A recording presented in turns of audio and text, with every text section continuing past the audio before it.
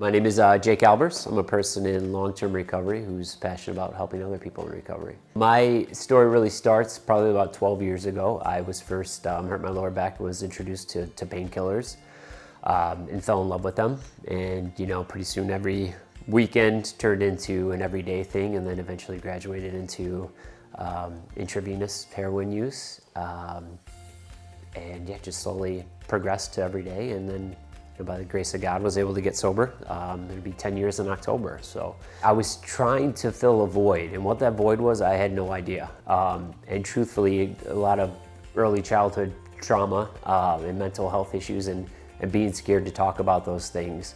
So turning to substances really, it made me feel complete. It made me feel happy, which was something I really struggled with feeling.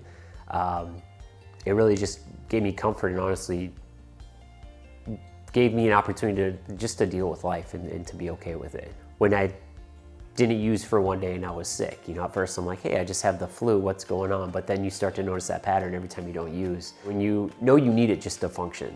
And then of course, pills are expensive. And someone had suggested, why don't we try, this is a lot more powerful and it's a lot cheaper. And then once I did that, and the first time I used a needle, and it was every day after that for 1.5 years.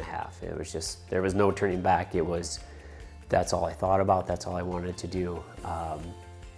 Yeah, so it was scary. It's like once your foot's on the gas and there's no coming off. Really, I would say, honestly, looking back now, I was just extremely lonely, yeah. So I had overdosed. My first time I had overdosed, found out I had type 1 diabetes. So I was kind of able to skate by a little bit because the focus is more on, oh, he's got diabetes. I was 27 years old. But the second overdose was when people obviously really started to notice, and I left the hospital and went home. It was literally caught using that day again.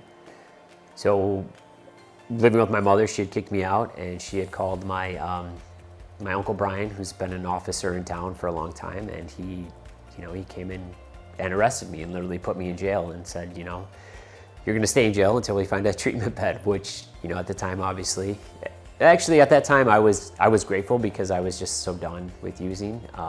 But yeah, I sat there for quite a few days, never having a speeding ticket or anything like that, and then sitting in jail for 30 some days while you're waiting for a treatment bed, which is ridiculous. But it really opened up my eyes to, I never want to be back here. This is not what I want. So I've worked in the treatment field. They're trying to get people sober for the last 5 years, and I believe the statistic is, it takes 7 times in treatment, whether that's inpatient or outpatient, 7 times. So just extremely lucky, grateful.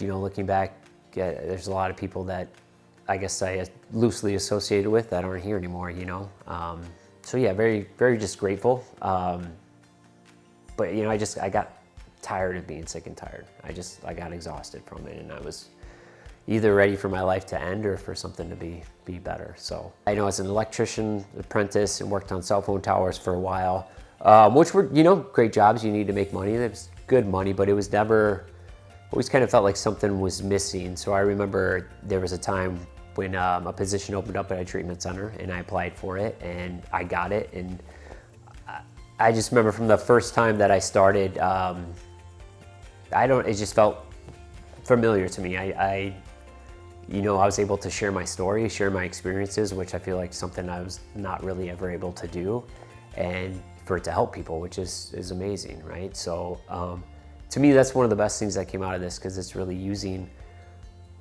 for lack of a better word, the hell that I went through and put my family through to be able to turn around and give that back. I mean, there's no words to even describe how amazing that is. And that's, taking and using something, being good out of it. So being local, again, in a rural area, obviously when I was going through my struggles, I felt like there's not a lot of places really to reach out to. So that's what we do now, is we help people in the area, but we also, it's more than just going to treatment. It's about when people come back from being in treatment, okay, what do you do with your life now? You can't do the same things, right? You need a community around you. You need events. You need things to do. So that's really where we're focused on now. And I love being able to share my experience and things like that. So.